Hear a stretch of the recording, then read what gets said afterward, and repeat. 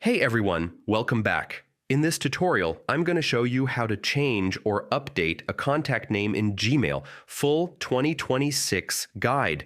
It's quick, it's easy, and yeah, you'll have your contacts neat and updated in no time.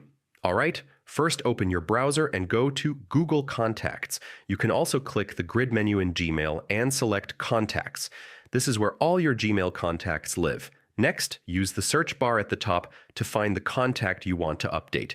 Just type their name or email, and it should pop up instantly. Click on the contact to open their details. Then hit the Edit button. It looks like a little pencil icon.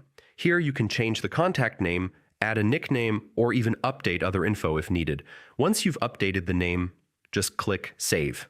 That's it. Your contact is now updated across Gmail and all Google apps synced with your account. And yeah, a quick tip, if you have multiple accounts, make sure you're in the right Google account before editing contacts. Also, you can merge duplicates from the left menu to keep your list clean. And that's it. You've successfully changed or updated a contact name in Gmail. If this helped you, don't forget to like, subscribe, and hit the bell for more easy Gmail and Google tips.